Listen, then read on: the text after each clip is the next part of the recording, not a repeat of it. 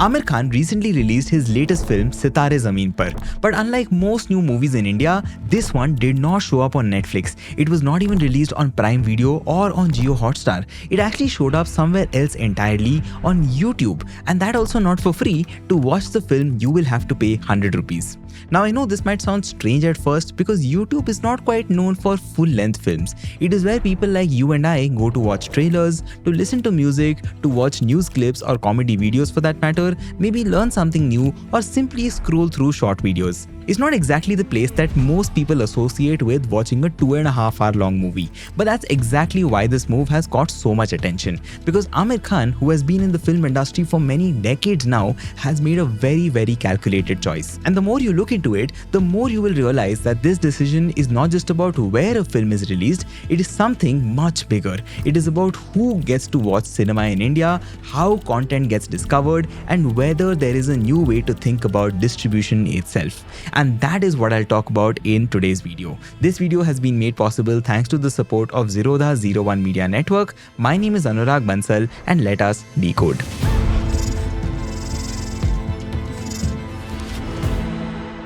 See, for the longest time, cinema simply meant going to a theatre. You would wait for a film to release, you would buy a ticket, and you would watch it on the big screen. But there is a fundamental problem with this. See, India has only about 10,000 cinema screens in total. And according to Amir Khan, even if a movie becomes a massive box office success, it is likely to reach just about 3 to 4 crore people in theatres. That's barely 2 to 3% of India's entire population. And that is the problem Amir Khan is pointing to in most of his recent interviews.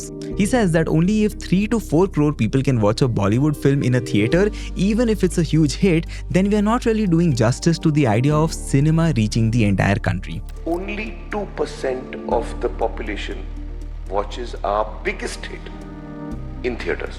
So my belief has always been that we need to have a lot more theatres in India.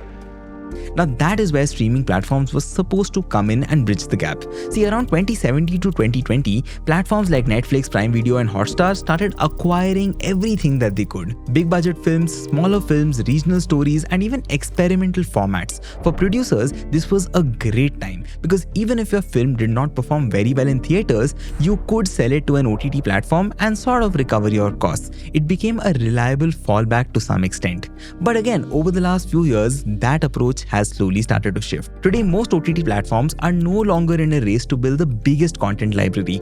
They are trying to build the most engaging content library. So now they prefer content that either creates massive buzz like a big Bollywood blockbuster, or it keeps people watching for many days like a binge-worthy web series. And that has created a bit of a squeeze in the middle. See, films which are not massive spectacles but are not extremely cheap as well now suddenly find themselves stuck. They don't get enough screens in theatres and OTT platforms do not buy them easily anymore.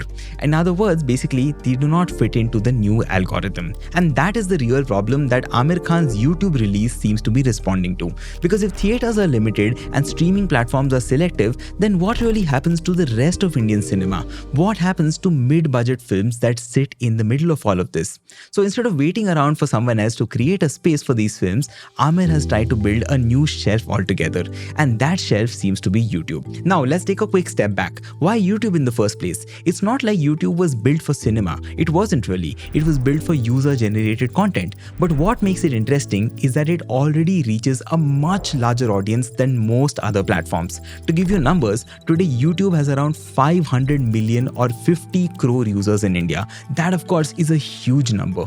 To give you a comparison, the biggest OTT platform in the country, which is Jio Hotstar, has around 280 to 300 million users, and that too mostly because of cricket.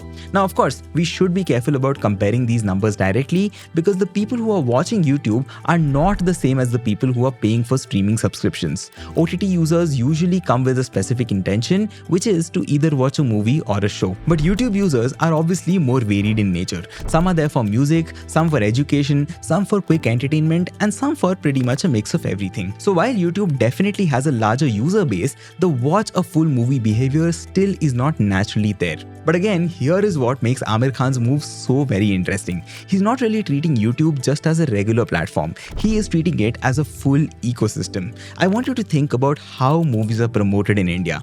Where do trailers drop? On YouTube. Where do songs get released? On YouTube. Where do fan edits and behind the scenes interviews go? Also on YouTube. So there is already the place where most people begin their relationship with a movie. Aamir is simply asking, if that is where a relationship starts, why not let it end there as well?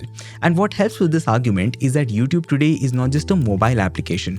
More and more people are watching it on smart TVs at home. The number of Indians watching YouTube on big screens is rising every year. To give you a number, as per Google, Indians today watch 4 crore hours of YouTube content on their TV every single day. I'll repeat, 4 crore hours of YouTube content every single day on their TV. So basically, the idea of sitting down with your family to watch a movie on YouTube does not really feel as strange as it once used to feel. It's already happening. And if you combine all of that with how easy payments have become in India thanks to UPI, etc., you suddenly have a distribution model that feels smooth, that feels familiar, and also very accessible.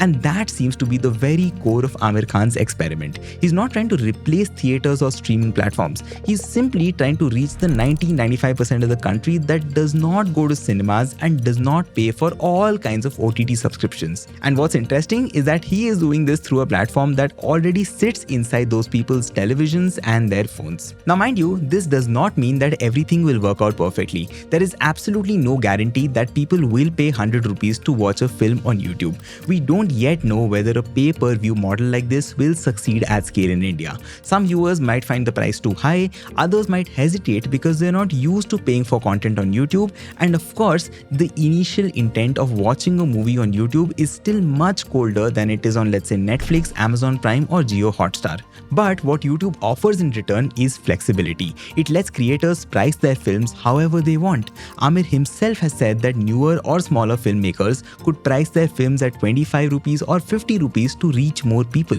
There is also the ability to promote your content using the rest of the YouTube's ecosystem, which is shorts, interviews, reactions, etc., so that you can build a funnel that no other OTT platform can today replicate.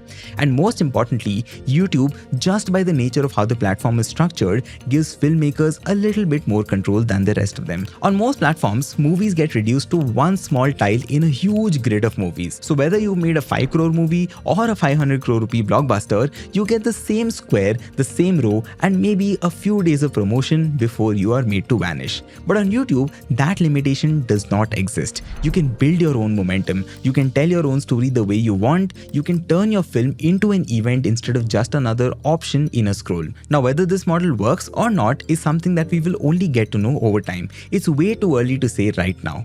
But it does open up a question that more and more creators might start asking. If your film does not fit into a theater slot and it does not get picked up by a streaming platform, then maybe the problem is not really your film, maybe it's actually the shelf that you are trying to put it on. That's all for today's video. Would you really pay 100 rupees to watch a film on YouTube, or do you think Aamir Khan's bet will not work out? Let me know in the comments and I would love to have a discussion with you. And if you enjoyed this breakdown, please hit that like button so the YouTube algorithm can show it to more and more people.